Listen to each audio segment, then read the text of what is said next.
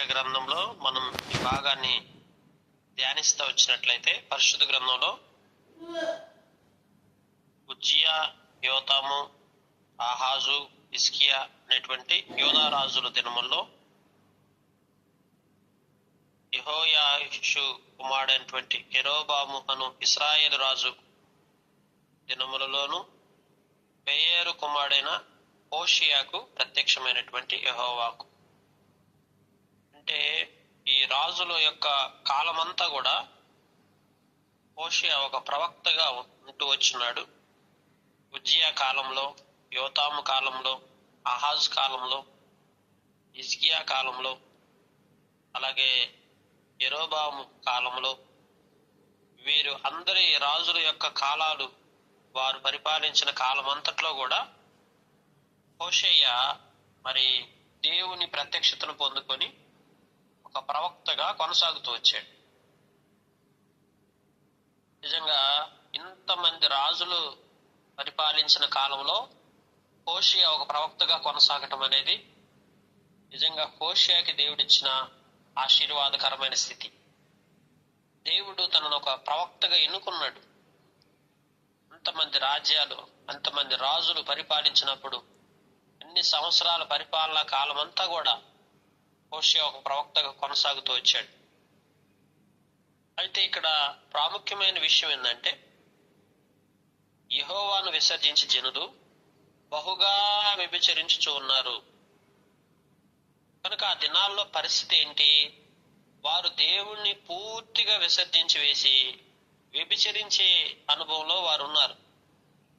అలాంటి వ్యభిచరించే అనుభవంలో ఉన్నటువంటి వారి స్థితిని చూసినప్పుడు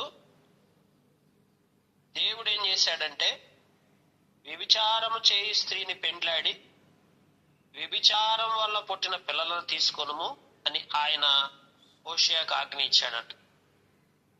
దేవుడు హోషేయకి ఏమని ఆజ్ఞ ఇచ్చున్నాడంటే, ఇదిగో నీవు ఒక వ్యభిచారం చేసిన స్త్రీని పెళ్లి చేసుకోను. చూడండి, ఇది ఒక ప్రవక్తకి ఎంత పెద్ద పరీక్ష ఇది. ఒక ప్రవక్త ఉండి దేవుడు ఎన్నుకున్న ప్రవక్తగా నియమించబడినటువంటి హోషేయ ఒక చేసిన స్త్రీని పెళ్లి చేసుకోమని దేవుడు ఆజ్ఞాపిస్తున్నాడు. అది లోకానికి చూడటానికి అది నిజంగా దేవుని చిత్తమేనా, దేవుడు మాట్లాడా, దేవుడు ఇలా కూడా మాట్లాడతాడా అని ప్రశ్నార్థకంగా ఉంది. కానీ దేవుడు మాట్లాడాడు హోషేయతో. అక్కడ ఎందుకంటే ఆ ప్రజలలో విస్తృతముగా వ్యభిచారం జరుగుతూ ఉంది. అంటే ఆ ప్రజల జీవితాలు సరిగ్గా లేవు.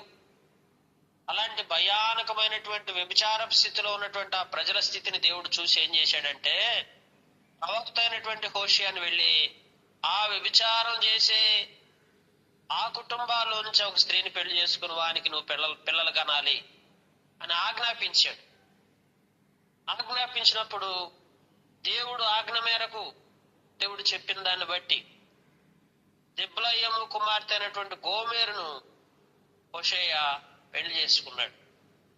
పెళ్లి చేసుకున్న తర్వాత ఆమె గర్భవతి ఒక కుమారుని కనగా యెహోవా అతనితో ఎలాగ సెలవిచ్చాడేమనంటే, ఇతనికి ఇజ్రాయేల్ అని పేరు పెట్టమన్నాడు. ఇజ్రాయేలు అంటే యెహోవా ఇంటి వారు కలగజేసుకొనిన రక్త దోషమును బట్టి ఇంకా కొంతకాలమునకు నేను వారిని శిక్షింతును, ఇశ్రాయేలు వారికి రాజ్యం ఉండకుండా తీసివేతును. కనుక ఆ రీతిగా అతనికి ఇజ్రాయేల్ అని పేరు పెట్టాడు. హోషేయ తన కుమారుడికి ఇజ్రాయేల్ అని పేరు పెట్టి, యెహూ ఇంటి వారు కలగజేసుకునే రక్త దోషము అంటే ఇప్పుడు ఇది ఈ కుటుంబాల మీద ఏముంటుంది? రక్త దోషము, వారు చేసుకున్న దోషాలు. ఈరోజు మన కుటుంబాల్లో ఏమి ప్రభావితం అవుతుందో తెలుసా? రక్త దోషం. అంటే దేవుడు మన కొరకు రక్తాన్ని చిందించాడు. వాస్తవికంగా ఇప్పుడు పాపం వలన మానవుడు మరణానికి అప్పగించబడుతూ వచ్చాడు. పాపపు శిక్ష ఎలా మన మీదకి వచ్చింది? మరణముగా సంభవిస్తూ వచ్చింది. ఇక్కడ రక్త దోషం అంటే ఏంటి? వారి జీవితాల్లో వారు ఏదైతే మరి పాపపు సంబంధమైనటువంటి బీజాలతో నాటబడి వ్యభిచారానికి అలవాటు పడుతూ వచ్చారో, అందును బట్టి వారి మీద మరి సంభవించినటువంటి ఆ రక్త దోషాన్ని, అందుకే అక్కడ అంటాడు, ఇక్కడ యెహోవా ఇంటి వారు కలగజేసుకొనిన రక్త దోషం. ఎవరి వలన ఈ రక్త దోషం? యెహోవా ఇంటి వారి వలన కలుగుతూ వచ్చిన రక్త దోషము. కనుక ఈ రక్త దోషాన్ని బట్టి కొంతకాలం నేను వారిని శిక్షిస్తానంటున్నాడు దేవుడు మానవుని జీవితంలో. అందుకే యెషయా గ్రంథం అంటాడు, మీ దోషాలు మీకును దేవునికి అడ్డుగోడగున్నాయి. ఈ దోషాలను బట్టి దేవుడు శిక్ష వేస్తానంటున్నాడు. ఎప్పుడైనా ఒకటి గుర్తుపెట్టుకోండి, మనము ఎప్పుడైతే పాపం చేస్తామో ఆ పాపం దోషంగా మార్చబడుతుంది. ఆ దోషము శిక్షకు కారణం అవుతుంది. చాలాసార్లు పాపం చేస్తూ ఉంటాం, పాపం చేసే దోషం ఉంటుంది, ఆ దోషం అలానే ఉంచుతాం, ఆ దోషం వల్ల శిక్ష వస్తుంది. కానీ శిక్ష వచ్చిన తర్వాత దోషాన్ని పట్టించుకోము, పాపాన్ని పట్టించుకోము. పాపం చేయటం మానుకోము, దోషం అలానే ఉండిపోతుంది. శిక్షణ మాత్రం బాధపడతా ఉంటాం, ఎందుకు నాకు శిక్ష వస్తుందో నా మీదకి ఇట్లా అని. మనుషుల నైజం అది, మనుషుల యొక్క ఆలోచన విధానం, మనుషుల యొక్క తీరది. శిక్షను తట్టుకోలేం, ఎందుకు శిక్షిస్తున్నాడా అని బాధపడతాం. దేవుడు ఎందుకు శిక్షించాలి, మా మీదకి ఎందుకు ఇట్లాంటి బాధ పెట్టాలి, మాకెందుకు ఇలా కష్టాలు పెడుతున్నాడు, మాకెందుకు ఇబ్బందులు పెడుతున్నాడు, మాకేంటి శ్రమలు అని దాని గురించి అయితే బహుగా విచారపడతాం, దిగులు పడతాం, ఆలోచన పెట్టుకుంటాం. కానీ ఎక్కడ ఆ దోషం ఉండిపోతుందో ఆ దోషాన్ని మాత్రం పరిహారం చేసుకో. అందుకే తన అతిక్రమను పరిహారం నొందినవాడు, తన పాపం ప్రాయశ్చిత్తం నొందినవాడు ధన్యుడు.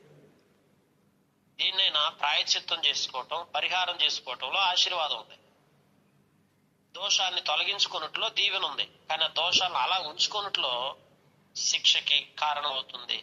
శాపానికి, శిక్షకి సంపూర్ణమైన కారణం ఏంటంటే ఆ దోషమే. ఇప్పుడు యెహోవా ఇంటి వారి దోషం ఇశ్రాయేలు ప్రజల మీద ఏం చేస్తుంది? అది శిక్షగా, కొంతకాలం శిక్ష కారణం. అందుకే ఇశ్రాయేలు వారికి రాజ్యం ఉండకుండా తీసేస్తానంటాడు. అసలు ఆ ప్రజలకు రాజ్యం కూడా లేదు. కనుక రాజ్యం దూరం అయిపోయింది. ఆ ప్రజలందరి జీవితాల్లో కూడా ఏమవుతుంది? వారి జీవితాల్లో ఆ ఆత్మ సంబంధముగా దేవుని ఆశీర్వాదాన్ని పోగొట్టుకున్నారు, దేవుడు ఇవ్వాల్సిన ఈవులను పోగొట్టుకున్నారు, శిక్షని వారు కొని తెచ్చుకున్నారు. ఈ రోజున చాలా బాధకు గురవుతా ఉన్నారు. ఈరోజు అనేక కుటుంబాల్లో అనేకమైన బాధలకి, అనేకమైన శ్రమలకి, అనేకమైన కష్టాలకి, అనేకమైన శిక్షకి, వీటన్నిటి వెనక దేవుని శిక్ష ఉందేమో అని గ్రహించగలిగే మనసు ఈ రోజులో ఒక్కడ కూడా లేదు. ప్రియమైనటువంటి వాళ్ళ, ఈరోజు మన జీవితాల్లో ఏంటయ్యా, మా జీవితాల్లో ఎందుకు మేము ఈ శ్రమ గుండా వెళ్తున్నాం, ఈ కష్టం గుండా వెళ్తున్నాం, ఈ వెనక మా దోష శిక్షలు ఏమన్నా ఉన్నాయా? తండ్రుల దోషం పిల్లల మీదకి వస్తుందట ఏపడుతుంది. ఈ రోజు మనం చేసిన పాపము దోషంగా మార్చబడి మన తర్వాత జనరేషన్ అంతటి మీదకి అది ఉండిపోతుంది కదా.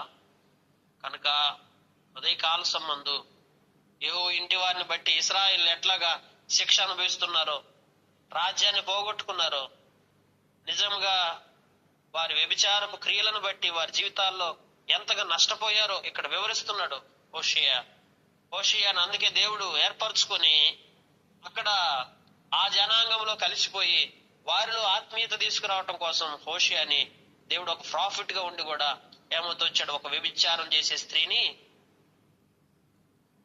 పెళ్లి చేసుకున్నాడు. గమనించినట్లయితే అందుకే దేవుని వాక్యంలో ఆ దినమున నేను ఇజ్రాయేలు లోయలో ఇశ్రాయేలు వారి విల్లును విరుతును. ఎక్కడ విరుస్తాడంట? ఇజ్రాయేలు లోయలో ఏం చేస్తాడు? ఇశ్రాయేలు వారి విల్లును విరుతును అంటున్నాడు. ఏం చేస్తాడంట? విల్లు విరిచేస్తాడంటాడు దేవుని వాక్యంలో చూడండి. కనుక ఈ లోయలో ఇశ్రాయేలు వారిని విల్లును విరుతును. పిమ్మట ఆమె మరలా గర్భవతి, ఆమెను కుమార్తెను గనక యెహోవా అతనికి సెలవిచ్చినదేమనగా లోరుహాము అనగా జాలి నొందినది అని పేరు పెట్టుము. ఇప్పుడు కుమార్తె పుడత వచ్చింది, ఆమెకి లోరుహాము అనే పేరు పెడతా, లోరుహామా అనే పేరు పెట్టమని చెప్తా ఉన్నాడు. గమనించారా ప్రియమైనటువంటి వాళ్ళరా? ఈ యొక్క వాక్య భాగంలో మనం చూస్తూ వచ్చినప్పుడు ఈ లోరుహామా అనే పేరు పెట్టమని అంటున్నాడు. ఇక మీదట ఇశ్రాయేలు వారిని క్షమించను, వారి ఎడల జాలి పడను. చూడండి, ఈ లోరుహామా అనే పేరుకి అర్థం ఏంటంటే జాలి నొందినది. ఏంటి? జాలి నొందినది. చూడండి, ఒక కుమారునిచ్చాడు, ఒక కుమార్తెనిచ్చాడు దేవుడు హోషేకి. కుమార్తె పేరు ఏంటంటే జాలి నొందినది, లోరుహామా అనే పేరు.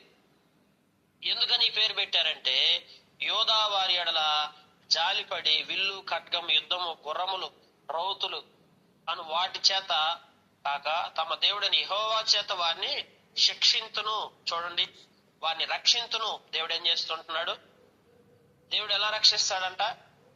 జాలిపడి విల్లు గాని, ఖడ్గము గాని, యుద్ధము గాని, గుర్రములు, రౌతులు అని వాటి చేత కాక తమ దేవుడని యెహోవా చేత వాటిని రక్షింతును.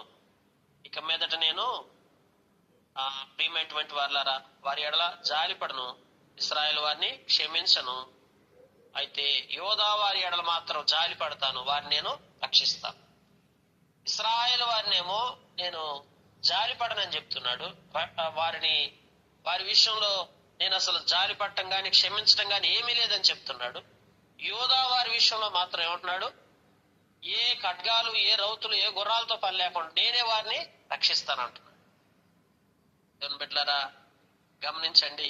ఎందుకనండి? ఏ ఆయుధాలతో, ఏ యొక్క వస్తువులతో కూడా పని లేకుండా నేనే వారిని రక్షిస్తాను. గుర్రాలు పనిలేదు, రౌతులు పనిలేదు, ఏం పనిలేదు, నేనే వారిని రక్షిస్తాను. దేవుడు మనల్ని రక్షిస్తాడు. ఎప్పుడైతే దేవుని దృష్టికి దోషం లేని వారికి బతుకుతామో దేవుడు మనల్ని అన్ని విషయాలు కాపాడుకుంటూ వస్తాడు, మనల్ని రక్షిస్తాడు. ఎప్పుడైతే మన జీవితంలో దోషాన్ని అలానే ఉంచుకుంటామో దేవుడు మనల్ని శిక్షించడం ప్రారంభిస్తాడు. ఆ శిక్షకి అనేకమైన కారణాల చేత, అనేకమైన పాపపు క్రియలను బట్టి ఆ శిక్షను మనం అనుభవిస్తూ ఉంటాం. ఈరోజు దేవుని బిడ్డలారా గమనించినట్లయితే పరిశుద్ధ గ్రంథంలో అందుకే లోరుహాము జాలి నొందినది. పాలు విడిచిన తర్వాత తల్లి గర్భవతి కుమారుని కన్నప్పుడు యెహోవా ప్రవక్తకు సెలవిచ్చినదేమనగా, మీరు నా జనులు కారు, నేను మీకు దేవుడినై ఉండను గనుక లో అమ్మి అక్కడ నా జనము కాదని అతనికి పేరు పెట్టుము. గమనించారా? మీరు నా జనులు కారు, నేను మీ దేవుడినై ఉండను. అందుకని ఏం పెట్టమంటున్నాడు అక్కడ పేరు? లో అమ్మి, అంటే నా జనము కారని అతనికి పేరు పెట్టుము. ఏం పేరు పెట్టమంటున్నాడు? లో అమ్మి, నా జనము కారు. చూడండి, ఇప్పుడు ముగ్గురు పుడతా వచ్చారు. హోషేకి ఎంతమంది పిల్లలు? ముగ్గురు పిల్లలు. మొదట కుమారుడు, రెండోసారి కుమార్తె, మూడోసారి కుమారుడు. ఈ పుట్టిన ముగ్గురు పిల్లలకి 3 రకాలుగా పేర్లు పెట్టమని దేవుడు ఆజ్ఞాపిస్తూ వచ్చాడు. అసలు మీరు నా జనులే కారు కనుక నేను మీ దేవుడినే ఉండను గనుక లో అమ్మి అని పేరు పెట్టమన్నాడు. లో అమ్మి అంటే అర్థం ఏంటంటే నా జనము కాదని. ఈ రీతిగా హోషేయకి దేవుడు ముగ్గురు బిడ్డల్ని ఇస్తా వచ్చాడు. ఈ ముగ్గురు బిడ్డల్ని 3 రకాల కారణాల చేత వారికి 3 రకాలుగా పేర్లు పెట్టడం జరుగుతూ వచ్చింది. దేవుడు తన ఉద్దేశాన్ని ఇశ్రాయేలు జనాంగం పట్ల, యోధా జనాంగం పట్ల నెరవేర్చుట కొరకాయి ఈ ముగ్గురు బిడ్డలకి 3 రకాలుగా పేర్లు పెట్టి వారి మీదకి రాబోతున్న శిక్షణ గురించి ఇక్కడ వివరిస్తూ వచ్చాడు. ఈరోజు మన జీవితాల్లో ఇంకా మనం ఏదైనా దోషాన్ని కలిగి ఉంటున్నామా? వ్యక్తిగతంగా, కుటుంబ జీవితంలో పాపం చేత జీవిస్తూ పాపపు శిక్షణ మనం అనుభవిస్తూ ఆత్మీయంగా దేవునికి దూరం అయిపోయిన వారికి ఉంటే ప్రభు దగ్గర క్షమాపణ అడిగి సరిదిద్దుకుందాం. దేవుడు రక్షించే దేవుడు. నీ దోషాన్ని నువ్వు తీసివేసుకున్నట్లయితే తప్పక దేవుడు నిన్ను, రౌతులు, గుర్రాలు వీటితో పనిలేదు. దేవుడు ఏం చేస్తాడు? విల్లు, ఖడ్గాలు వీటితో పనిలేదు. దేవుడే నిన్ను రక్షించుకుంటూ వస్తాడు. కనుక దేవుడు మనల్ని రక్షించాలని, దేవుడు మనల్ని కాపాడాలని, దేవుడు మనల్ని భద్రపరచాలని, నీ జీవితంలో నా దోషాన్ని తీసివేసుకుంటామని ఎంతో కాలం నుంచి ఎదురు చూస్తా ఉన్నాడు. ఎక్కడ మనం ఆ యొక్క పాపపు దోషాన్ని అలానే ఉంచుకొని కొనసాగుతున్నామో శిక్షకు కారకులు అవుతున్నాము. దాని విషయాన్ని గ్రహించడానికి ప్రయత్నం చేద్దాం. ఆనాడు ఇశ్రాయేలు జీవితంలో వారి పాప దోష శిక్షణ వారి మీద ఉన్నదన్న విషయాన్ని వారు గ్రహించలేకుండా కొనసాగినంత కాలం వారి జీవితాల్లో నష్టపోతూ వచ్చారు. అందుకే జనసంఖ్య పరంగా చూస్తే అమితమై లెక్కలేని సముద్రం అంత ఇసుకంత విస్తారమగు ఏ స్థలమందు మీరు నా జనులు కారన్న మాట జనులు వారితో చెప్పిదరో ఆ స్థలమునే మీరు జీవము గల దేవుని కుమారులని వారితో చెప్పుదురు. ఇక్కడ నా జనులు కారు అని ఎక్కడైతే చెప్తున్నారో ఆ స్థలం అందే వారు జీవము గల దేవుని కుమారులని తెలుసుకునే విధంగా యోధా వారిని ఇశ్రాయేలు వారిని ఏకముగా కూడుకొని తమ పైన ఒకని ప్రధానుగా నియమించి తామున్న దేశంలో నుండి బయలుదేరుదురు. ఆ ఇజ్రాయేల్ దినము మహాప్రభావము గల జనముగా ఉండును. అంటే ఈ జనమంతా కూడా దేవుని జనాంగము కానటువంటి ప్రజలుగా ఉన్నటువంటి వీళ్ళని ఏ జనాంగం అయితే నా జనము కాదు అని అంటున్నారో వారిని జీవము గల దేవుని కుమారులుగా చేస్తానని దేవుడు మాట్లాడుతున్నాడు. కనుక ఈ రోజు నీ జీవితంలో దేవుని కుమార్తెగా దేవుని కుమారుడుగా నువ్వు లేనటువంటి స్థితిలో ఉన్నటువంటి పరిస్థితుల్లో అయితే దేవుడు అంటున్నాడు నిన్నే దేవుని కుమారుడుగా మార్చగలడు. గమనించారా? మనం అనుకుంటాం దేవుడు ఇదిగో వీళ్ళు అసలు దేవుని జనాంగం కాదు, ఇసుకంత విస్తారమైన జనాభా అయిపోతారు అప్పుడు వచ్చి ఇశ్రాయేల్ సంఖ్య. కానీ ఎంత ఏ స్థలమందైతే నా జనులు కారన్నమాట జనులు వారితో చెప్పుదురో ఆ స్థలమునే జీవము గల దేవుని కుమారులని దేవుడు ఏర్పరచుకుంటారని రక్షించగలడు. ఎవరైతే నా జనం కాదనుకుంటున్నామో, ఎవరైతే వీరు నా సన్నిధికి రారనుకుంటున్నామో అలాంటి వారిని నడిపిస్తాడు దేవుడు.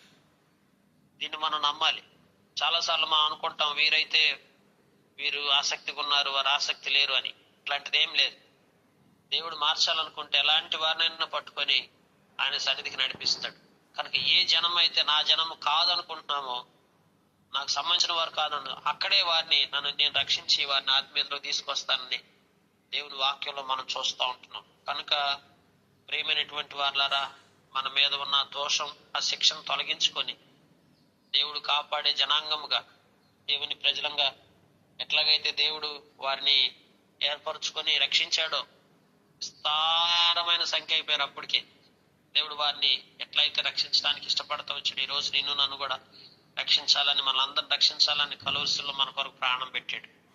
కనుక మన పాప దోషాలన్నీ పరిహారం చేసుకుందాం. అయ్యా, నేను నశించిపోవటం నీ చిత్తం కాదు, నేను శిక్షకు పాత్రుడుగా ఉండటం నీ చిత్తం కాదని గ్రహించుకొని దేవుని సన్నిధిలో మనం తగ్గించుకొని మన అవిధేయతలు, మన పొరపాట్లు, మన యొక్క అనాలోచనలు ఏవైతే ఉంటున్నాయో వాటన్నిటి ఒప్పుకొని దేవుడి దగ్గర ఆ యొక్క పాపానికి సంబంధించినటువంటి దోషాన్ని తొలగించుకొని దేవుని పాదాల చెంతకు వస్తే దేవుడు మనల్ని శిక్షించడానికి బదులుగా రక్షించడానికి సిద్ధంగా ఉన్నాడు.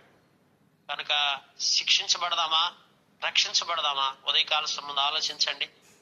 శిక్షించబడటం పెద్ద కష్టమైన పనేం కాదు. ఈరోజు నువ్వు చేసే పాపాలను బట్టి అది దోషంగా మార్చబడి నీకు శిక్షకు కారణం అవుతుంది. శిక్షింపబడటం పెద్ద విశేషమేం కాదు. చాలాసార్లు అనుకుంటావు ఏముందిలే, పాపమును కొనసాగిస్తూ దోషాన్ని చేస్తూ అలానే హృదయంలో దాచుకొని ఎప్పుడో శిక్ష వచ్చే దాని గురించి నేను ఎందుకు బాధపడాలి అని నువ్వు కంటిన్యూ అవుతా అలానే ఆ దోషాన్ని కూడగట్టుకుంటా ఉన్నావంటే తప్పనిసరిగా ఒక రోజు శిక్షకు పాత్రుడు అవుతావు. ఆ రోజు నువ్వు బాధపడతావు, ఆ రోజు నువ్వు చాలా వేదన గురవుతావు. అలాంటి పరిస్థితి తెచ్చుకోవద్దు.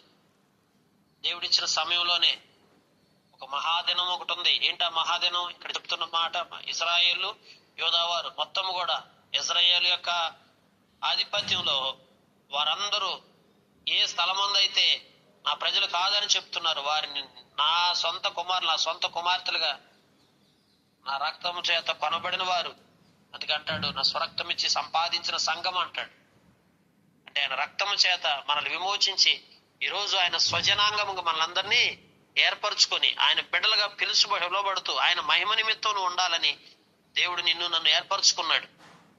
కనుక నువ్వు ఆయన కొరకు బ్రతకాలి, ఆయనకు మహిమ తెచ్చే వ్యక్తిగా ఉండాలి, ఆయన చేత దీవించబడే వ్యక్తిగా ఉండాలి. యెహోవా దీవించబడిన ఆశీర్వదించబడిన వాడా బయట నిలవనే లోపలికి రమ్మంటాడు. లోపలికి రావాలి, ఆత్మీయతలో లోపలికి రావాలి. నువ్వు ఎప్పుడైతే ఆత్మీయంగా ఉండటం కోసం నువ్వు లోపల నిలిచి ఉంటావో దేవుడు నిన్ను ఉన్నత స్థితిలో తీసుకొచ్చి ఆశీర్వాదకరంగా చేసుకుంటూ వస్తాడు. కనుక ఈ మాటలు దేవుడు దీవించలాగా మన గ్రహింపులు తీసుకొచ్చి మనకు సహాయం చేసి మనల్ని బలపరచునుగా.